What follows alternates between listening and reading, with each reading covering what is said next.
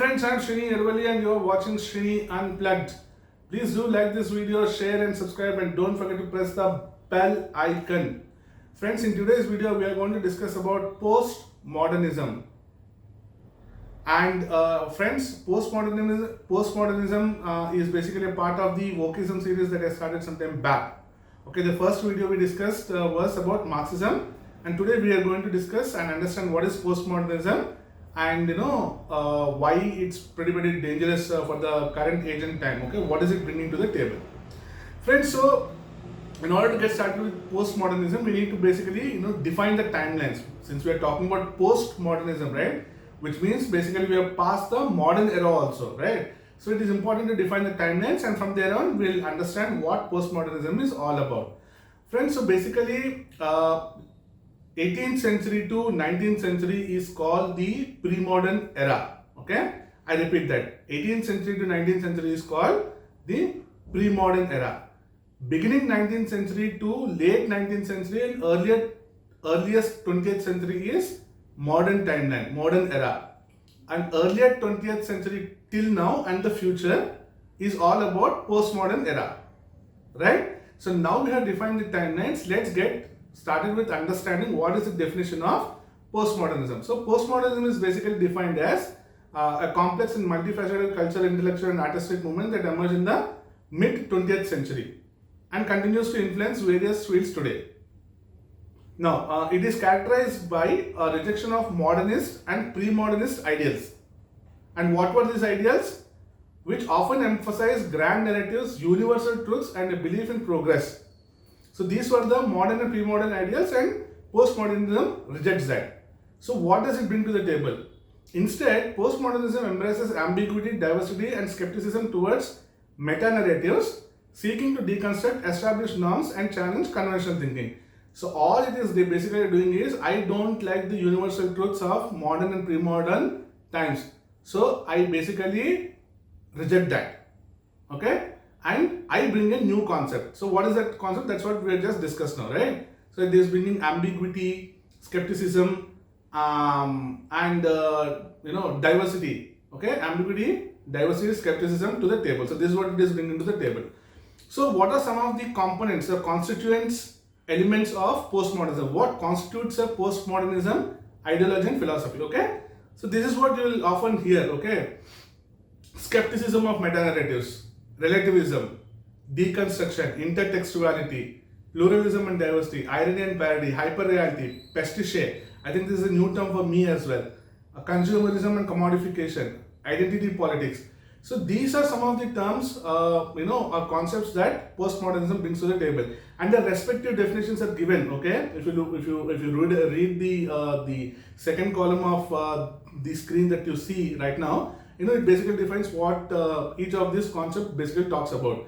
But if you look at all the 8-9 points which are listed out there, fundamentally all it is saying is, I don't like the ideals of modern and pre-modern times, so I reject that and I bring my own narrative. Narrative basically means story. Okay, my story is different and your modern and pre-modern time stories are different, so I bring my story to the table. So this is what the entire focus is all about of postmodernism. Okay, now if we have to look at this in an Indian context, okay, there are two important, so for example, let's have a look at the Indian context, friends.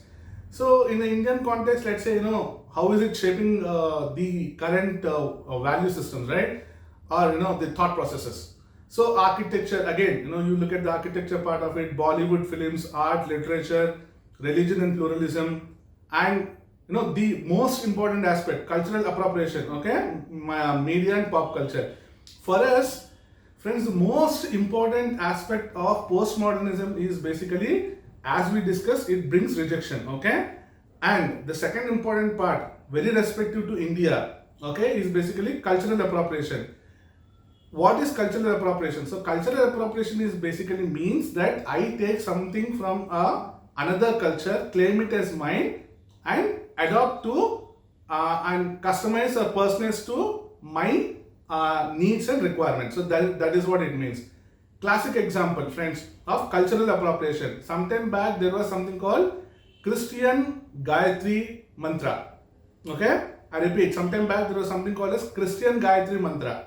Second very important cultural appropriation topic, okay? Right now, which is very hot topic, which is discussed and debated, is basically Christian yoga. Okay, I'm not too sure how Gayatri Mantra and yoga became Christianized, okay, evangelized of late, but they are there in the world. Okay, the Western world basically looks at not the Gayatri Mantra part of it, but Christian yoga is very much a phenomenon today. What is a Christian yoga? Christian yoga is basically nothing but cultural appropriation. You take yoga from Sanatana Dharma, you personalize that to your theology and philosophy with respect to God, and you say, this is Christian yoga. Okay, very, very dangerous. And the reason I am saying this is dangerous is because what happened to turmeric. Okay, we all know that turmeric contains medicinal properties.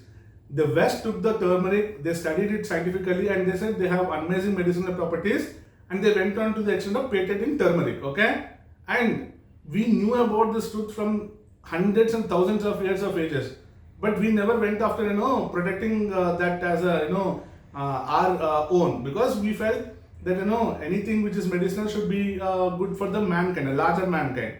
West being West, they took it up and they tried to patent it, and so that's what happens when cultural appropriation takes place. That's one example. I spoke about Christian yoga, Christian Gayatri. I don't know what will happen next. There are a lot of other things which are happening. So friends, in a nutshell, postmodernism is basically all about saying I don't trust or believe your modern and pre-modern ideals about universal truths and universal progress. I reject that. Okay, and I bring my own theory, which is basically skepticism. Skepticism basically means doubt. Okay, looking with the lens of doubt. Okay, that's skepticism. Then second thing is deconstruction. If you look at the screen that I just shared a few minutes, a few slides back, you see they are breaking the entire thing into component level and trying to arrive, where we can basically appropriate that. The cultural appropriation can take place. So deconstruction of the entire ideology of modern and pre-modern era. So that's what is happening. And in a big way, if I have to basically conclude this video with some of the things that have happened in the recent past, let's take an example of dismantling of Sanatana Dharma. Okay, that Udayanithi Stalin spoke about. So where is it coming from? Okay, of course, Periyar, his name is Periyar, if I'm not wrong, from Tamil Nadu, the basically core ideologue of DMK. Okay, Periyar basically started the DMK, and then that ideology is taken care by, is basically adopted by this Stalins. Okay, Udayanithi Stalin and MK Stalin also. So where is it coming? So it is coming from postmodern philosophy. Okay, deconstruction. Okay, rejection of everything which is universally accepted truths and facts of the progressive society of the olden days. So now whatever you are going to listen or hear in the society, just remember, okay, it will somewhere somehow will have a postmodern connotation. And friends, I'll just give you one more example and end this video. For example, let's take the marriages and relationships in the three eras that we spoke about. Marriages in pre-modern era, arranged by parents, followed a societal norm, okay, societal pattern, okay, that you lived in. Then modern era, love stories started happening. Of course, 50% of the love stories converted into marriages with parental involvement, 50% of love stories got into marriages without parental involvement. Okay, so this happened in the modern era. Now we are in an era of postmodernism. It is not love marriages at all. People are saying let's live together. Okay, let's cohabitate together. You see how things have changed. So this is mindset change, is basically what is called as postmodernism ecosystem or ideology. Some people will consider it as good and progressive. Some people will consider it as bad and regressive. It's up to each one of them, how they look at it.